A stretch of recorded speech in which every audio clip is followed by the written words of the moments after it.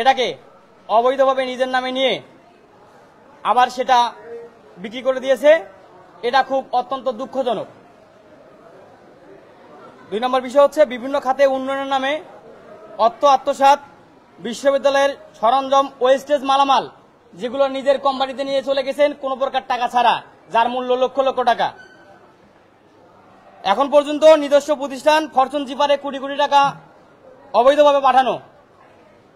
কিছুদিন আগে আমাদের ইউনিভার্সিটিতে নাকি ফান্ড নাই, সেখান থেকে 5 কোটি টাকা নিয়ে এসছে কোনো প্রকার ডকুমেন্ট ছাড়া, কোন রিকোয়েস্টেশন ছাড়া। ট্রাস্টি বোর্ডের লোকজন সব ধরনের অর্থনৈতিক কাজ করে যা অবৈধ, ওই টাকা নিজের মতো করে উত্তোলন করা যাবে আইনি। শুধুমাত্র একটি পেন ড্রাইভের কথাই বলি, একটি পেন ড্রাইভের দাম 700 টাকা, যার বাজার মূল্য বর্তমান আছে 350 থেকে 400 টাকা। এখানেই 300 থেকে 400 টাকার দুর্নীতি। একটা পেন ড্রাইভের দুর্নীতি যদি 400 টাকা হয়, তাহলে আপনি বোঝেন এই 10 মাসে যতগুলো কাজ করেছে প্রত্যেকটা পেপারস আপনি লক্ষ্য করে দেখতে পারবেন, সেখানে প্রত্যেক টাকাতে দুর্নীতি। কোন নোটিশ ছাড়া বেআইনিভাবে স্টাফদের চাকরিচ্যুত করা। আমরা পার্সাস থেকে খবর পেতাম যে এখানে দুর্নীতি হচ্ছে, কিন্তু তাদের মাধ্যমে আমরা জানতাম না। সেই খবর তারা জানার পর পার্সাস থেকে সেই আমাদের ভাই এবং বোনদেরকে 13 বছর হলে তারা চাকরি করে, তাদেরকে চাকরিচ্যুত করা হয়েছে কোনো প্রকার নোটিশ ছাড়া। এই ধরনের রুলস কোন ইনস্টিটিউশনে আছে কিনা আমার জানা নেই। শিক্ষার্থীদের নানা মহল থেকে প্রাণনাশের হুমকি, যা অত্যন্ত দুঃখজনক এবং ঘৃণিত কাজ। একজন ট্রাস্টের চেয়ারম্যান হিসেবে আমরা মনে করি আমরা তার কাছে সন্তানের মতো আমরা নিরাপদ থাকবো।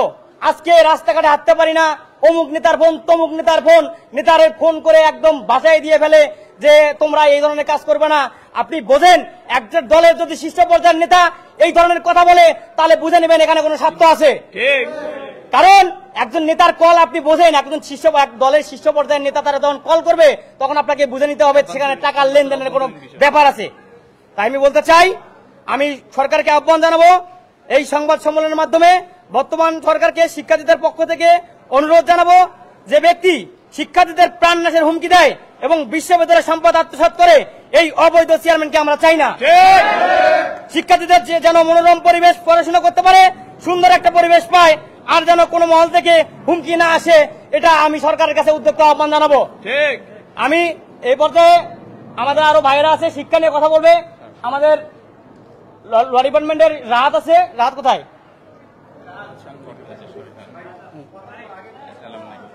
হ্যাঁ বলেন ভাই, বলেন। কথা বলো, কথা বলো।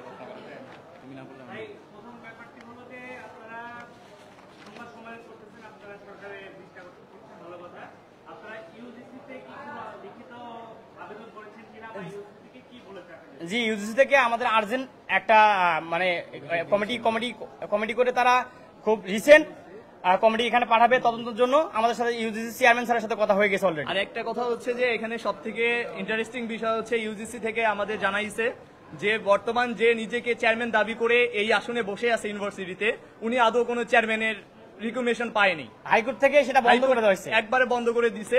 ওনার কোনো পারমিশন ইউজিসি থেকে দেওয়া হয়নি চেয়ারম্যান হিসেবে। আমি আরেকটি কথা বলতে চাই, আমাদের কথা হচ্ছে স্টুডেন্ট যদি ভালো থাকে, স্টাফ শিক্ষক কর্মকর্তা কর্মচারী যদি ভালো থাকে আমরা ভালো। সেখানে কোন ব্যক্তি আসবে না আসবে, যেখানে যদি ডক্টর ইউনূস স্যারও চলে আসে আমাদের কোনো যায় আসে না। কথা হচ্ছে ইনস্টিটিউশন ভালো থাকতে হবে।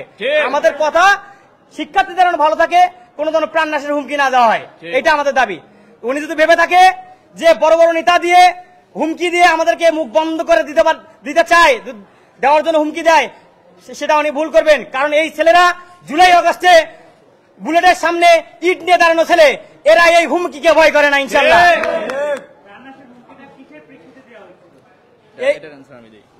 আমাদের ক্যাম্পাসের যখন অনিয়ম এবং দুর্নীতিগুলো আমরা এক এক করে ধরা শুরু করি, তো তারপর থেকেই আমাদের অনবরত বাইরে থেকে চাপ সৃষ্টি। আমরা ক্যাম্পাসের ভিতরে যদি এই ন্যায্য দাবিগুলো আমাদের জানাই, ন্যায্য দাবিগুলো জানাইতে গেলেও বাইরে থেকে ফোন দিয়ে আমাদের হুমকি দেয় যে ক্যাম্পাসের অভ্যন্তরীণ কোনো বিষয়ে তোমরা কথা বলতে পারবা না।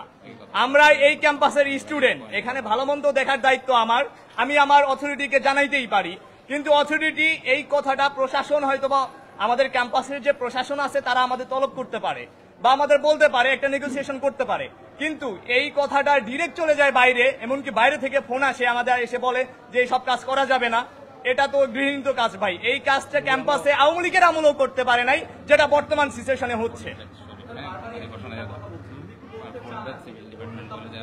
এটা ইন্ডিভিজুয়াল কোনো নেতা নাই, আমাদের আননোন নাম্বার থেকে ফোন আসে, ফোন এসে বলে যে তোমরা কোনো কথা বলবা না।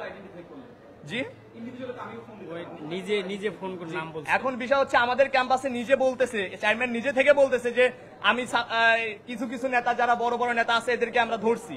এখন এই সব নেতা নাম আমাদের হাইড করে, কিন্তু বলছে যে তোমরা যাদের পিছনে রাজনীতি করো না কেন, যাদের পিছনেই তোমরা যাবা, সেই বড় নেতারে আমরা প্যাকেট করে নিই। আপনারা সাংবাদিক ভাইয়েরা অবশ্যই অবাক হয়ে যাবেন, যে পর্যায়ের নেতারা কল করছে আমাদের মতো ছেলেরা তাদের কাছে কিছুই না।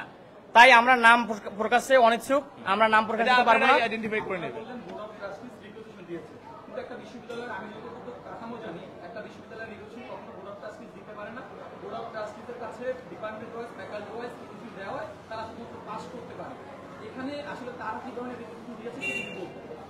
এখন হচ্ছে তারা রিকোয়েশন ছাড়া, আপনি যে সামনে যে গ্রিলটা দেখতেছেন, যে আমাদের গেটটা, এইটার কোন রিকোয়েশন আপনি হয়তোবা তারা বানায় ফেলবে। এখন আপনি যদি আমি সাংবাদিক ভাইয়েরা আপনারা অনেক কিছু তদন্ত করেন, আপনারা তদন্ত করে দেখেন আমাদের কথাগুলো মিথ্যা কিনা।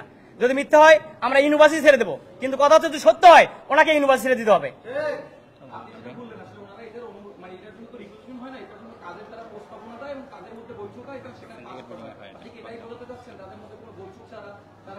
হ্যাঁ, অ্যাবসলিউটলি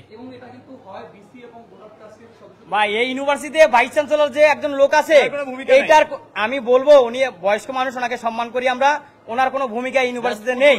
কারণ জাস্ট পুতুলের মতো ওনাকে শুধু জাস্ট ঘোরানো হয় একটা জিনিস। আমরা আমাদের দাবি যখন জানাইতে যাই অথরিটির কাছে বা বোর্ড অফ ট্রাস্টির কাছে যদি যাই, তো সেটা কন্ট্রোল করার দায়িত্ব ভিসির।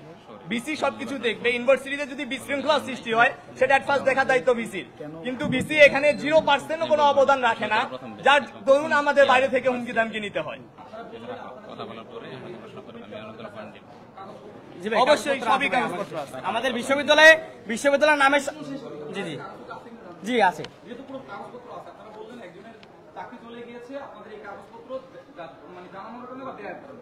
এখন কথা হচ্ছে একটা প্রতিষ্ঠানের গুরুত্বপূর্ণ নথি পাস করার জন্য নোটিশ দেওয়া হয় না। প্রতিষ্ঠানের নিয়ম অনুযায়ী কোড অফ কন্ডাক্টে বলা আছে একটা প্রতিষ্ঠানের গুরুত্বপূর্ণ কোনো তথ্য বাইরে তৃতীয় পক্ষের কারো কাছে প্রচার করা যাবে না, শিক্ষার্থীর কাছে। সেক্ষেত্রে যেহেতু সে আপনাদের কাছে কাগজগুলো দিয়েছে, আপনি মাত্র হাতে দেখালেন। না ভাই, এটা কিন্তু সেই পেপারস না, এটা ওই পেপারস না। আপনি বুঝতে পারেননি হয়তো, আমি বলি আপনাকে ব্রিফ করি। সেটা হচ্ছে আমরা যে ডিপার্টমেন্ট থেকে আসিস না কেন আমরা জানতাম, কিন্তু ওই লোকের মাধ্যমে আমরা জানতাম না। কিন্তু কথা হচ্ছে এই ইউনিভার্সিটিতে আপনি খোঁজ খবর নিয়ে দেখেন, আমরা যে স্টুডেন্টগুলো আছি, যদি কতিপয় এখানে যদি 10,000 স্টুডেন্ট থাকে, তার মধ্যে যদি 1,000 স্টুডেন্ট, মানে 1,000 কেন 100 স্টুডেন্টও বলে যে এই স্টুডেন্টরা খারাপ, এরা অবৈধ কাজ করে বেড়ায়, আপনি সঙ্গে সঙ্গে প্রমাণ নিয়ে এসেন, আমরা এখান থেকে চলে যাব। কিন্তু কথা হচ্ছে ভাই, এই যে আমরা নিউজগুলো পাইছি, এটা খুব গোপন নিউজ, এবং আগের যে ট্রাস্টি ছিল এই নিউজগুলো তারাই আমাদেরকে দিয়েছে। কারণ এই ট্রাস্টিজ আমাদের কাছে বৈধতা প্রকাশ করছে, কিন্তু এই ট্রাস্টিজ কোনো বৈধতা প্রকাশ করে না, আমরা চাওয়ার পরেও তারা দেয় না। সেটা প্রকাশ তাহলে আপনি বুঝেন স্টুডেন্টদের সামনে। এখানে কি এমন হতে পারে যে আগের ট্রাস্টিদের সাথে তার একটা দ্বন্দ্ব, সেই দ্বন্দ্বের ঝালটা আপনাদের ট্রাস্টি ভাই, ভাই শুনেন আমি বলি, আপনার এরা তো হচ্ছে বাবা ছেলে, রক্ত তো একই, আপনি বুঝতে পারছেন। কথা হচ্ছে আমাদের আমি একটা কথা বলতে ভুলে গেছি, প্রথমে যখন ব্রিফ করা হয়, প্রথম আমরা যখন ট্রাস্টিটা ভাঙার জন্য সামনের দিকে আগাই, তখন আমাদেরকে বলা হয়েছিল বাবা আমাদেরকে 2 মাস সময় দাও, মানে ঠিক একদম বাইতুল মুকাররমে ইমামের মতো বক্তব্য শুনে আমরা গলে গেছি যে আচ্ছা ঠিক আছে, তাহলে আপনি 2 মাস চালান, যদি স্বচ্ছতা না থাকে তাহলে আপনাকে কিন্তু যেতে হবে। উনি ওখানে বললো যে ঠিক আছে, আমি যদি 2 মাসের মধ্যে স্বচ্ছতা না ফেরাতে পারি আমাকে বলতে হবে না, আমি এমনি চলে যাবো। এখন বলতে গেলে না হুমকি, প্রাণনাশের হুমকি আমাদের বর্তমানে, বাঁচবো কি মরবো জানি না।